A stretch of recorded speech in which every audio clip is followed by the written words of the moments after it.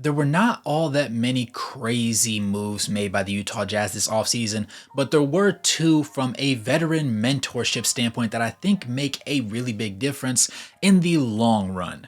And yes, we ended up re-signing Lauri Markkanen, and I was a big proponent for that. I didn't want to see him walk, especially when you can still be a terrible team with him on the roster. We saw it happen multiple games last year where they lost despite his best efforts.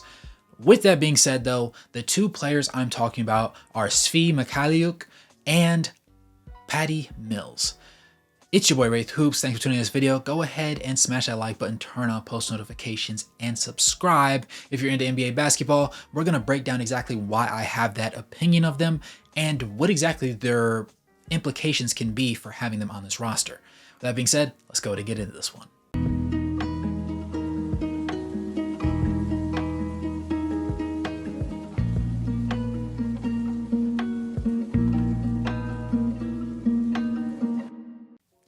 For reference, Svi only ended up appearing in 41 games and played a total of 413 minutes last season for the defending champions, the Boston Celtics. He was a really good three-point shooter, but appeared in more than 56 contests just once in his 6-year NBA career to date. That doesn't mean that he's a bad NBA player. That just means that his role has been as a marksman and a three-point shooter, but he hasn't quite cracked the rotation because of the rosters that he's been on.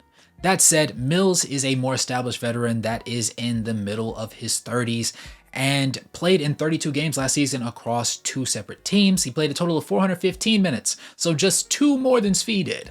With that being said, at the age of 36, he was a key reserve back when he was with San Antonio for the better part of a decade, and now he's on more so the downside of his career. Despite his percentages overall not being great last year, he went into Olympic basketball and really put on a clinic for Australia that deserves a lot more recognition than it's getting across NBA media. I believe that ultimately the idea between having both of these players on the roster is going to be to have them lead the young guys down the proper path. Yes, you can always have coaches like Will Hardy that are younger and have a malleable mind. They're willing to change things, incorporate things, and give opportunities to guys that deserve them, and also hear players out and try and incorporate their thought processes and thought patterns into what they do on a game-by-game, night-by-night, practice-by-practice basis.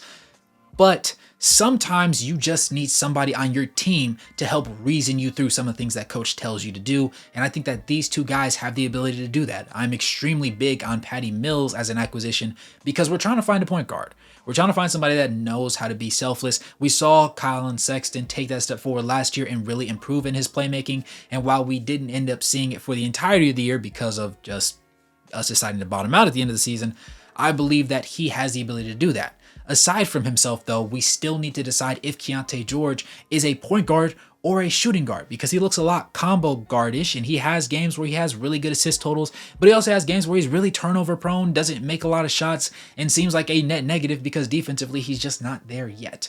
I think that Patty Mills will end up pushing things in the right direction there, and I think that Svi will end up adding that shooting touch and also just adding that veteran savvy and willingness to do whatever it takes to win basketball games. Because at the end of the day, despite him having only appeared in over 56 contests for an NBA season, it's really just a situation where you expect him to show guys what it means to be a hard-nosed rotation player that knows how to play when his number is called. Will your number always get called? Absolutely not. Especially early on in your career when you're trying to make a name for yourself.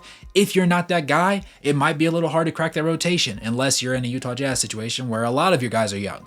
But in which case, there's still going to be some young guys that get left out. I think that he's going to be able to be the perfect teacher to show guys, number one, how to knock down that three ball because we were sorely lacking it, to the tune of Jordan Clarkson having the worst three-point shooting season and worst overall shooting season of his career. Keyonte George taking good threes last year, but missing a lot of them and having a really streaky season overall. The only two really, really strong three-point shooters ended up being Lauri Markkanen and Colin Sexton because even John Collins ended up tapering off at the end of the season to the point where he was shooting low 30s on a night-by-night basis. I believe that ultimately these two guys are going to help push the needle not as players per se. they're going to bridge the gap and serve as the Udonis Haslams of the world and the glue guys between the old generation of coaching and the new generation of players. I believe that it's important to have those veteran savvy guys that either have played in heavy duress situations, been stressed out, played on really talented rosters, and were really competent at what they needed to do, but also have some sort of playoff pedigree. Because again, Lauri Markkanen and Colin Sexton have never sniffed the playoffs despite being as good of players as they are. So being able to have guys that were rotation pieces, had key moments here and there, will end up boding well as time goes on. And of course, Svi's contract is a 4-year deal, but it's only guaranteed for this upcoming season. So we're really just going to see how the management and how the coaching style just takes to him and how he translates it to the young guys. Because if it doesn't go well, you can just cut ties with them and say, well, we gave it a 1-year experiment. We were going to be bad anyways. It doesn't really matter that much. We just kind of struck out, guys. There was no expectation this year. We're good. But I think that Patty Mills will be the more sure shot guy that is ultimately guaranteed to have the opportunity to take that step forward. Now, his deal is much shorter than Svi's, but I think that he will have the ability to re-sign and make a little bit more noise. I was a big proponent for Chris Dunn. I loved Chris Dunn on this roster, but the fact that they didn't re-sign him and got Patty Mills kind of made me scratch my head a little bit, because I think that Chris Dunn can contribute literally on the court more than Patty can. He's younger, obviously, while he still is 30, 31 right now. That's still a 5-year difference. And while he doesn't have the same championship pedigree that Patty does, I think that ultimately he was a really good glue guy. He was a really good energy guy, and he stuck up for the young guys. Nevertheless, though, he went on to greater pastures over with the Los Angeles Clippers, and so Patty Mills and his championship savvy will ultimately end up making the difference, in my personal opinion. The Utah Jazz don't need a guy that's going to come in and he's looking to redeem himself. He's looking to show, hey guys, I can still hoop. I still like that. Pay me. Somebody, please look at me, play me, pay me. I need it badly. They don't need somebody that's going to clog up 30 minutes of time and do that. I think Svi and Mills are both going to be reasonable guys to have in the rotation here and there, but they're not going to sit there and expect to be playing significant chunks of minutes on this roster that's supposed to be about the young guys. I would expect that that was had and told to them in conversations when contract talks were had, and their roles were defined to them, even though they haven't been defiantly told to us. Definitely told to us. But nevertheless, I believe that this is the most logical role to see them play in. Now, that's not to sit there and say that maybe in the beginning of the season we don't see more of them. I could see a world where Patty Mills plays a larger chunk. I don't think that he's going to start. I don't see a world where Keontae George can't outcompete him for that starting spot, because again, the Will Hardy way is no free minutes. But if you're struggling to compete with a 36-year-old Patty Mills, despite his understanding of the game and just overall control and knowledge, I think there's a little bit of a conversation to be had as to what the heck is going on. But I don't think that's going to be a conversation that's really concerning. I think that, like I said, Mills is going to end up working with the point guards and a little bit of the shooting guards. And I think that Svi will have the opportunity to work more so with the Cody Williams and Taylor Hendricks, and even in certain ways helping Keontae George and Isaiah Collier fine-tune those jumpers. I believe that John Collins will end up boosting his trade stock as a result. I think that Jordan Clarkson will end up retaining some of his and taking a step forward as a result. And I would like for Walker Kessler, sneakily enough, to add some sort of jumper to his game.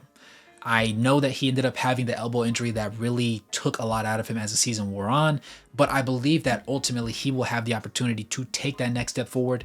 And with these two veterans on the roster helping push guys in the locker room, push guys in practice, and lead them from the bench, I think that they're ready to get started. But let me know what you guys think in the comments below. As always, I'm interested to hear what you have to say. It's your boy Wraith Hoops. Are you fond of either player? Have you seen either player play? Do you remember the prime of Patty Mills and the possibility of him turning a Isaiah Collier or even a Keontae George into more of his niche player? Does that interest you? Let me know. But go ahead and smash that like button, subscribe, turn on post notifications if you made it this far. I appreciate you. Go ahead and become a member or drop a donation to help support the content. And as always, good morning, good evening, and good night, no matter where you're in the globe watching. Thanks for tuning in, and I'll get you guys in the next one. Peace.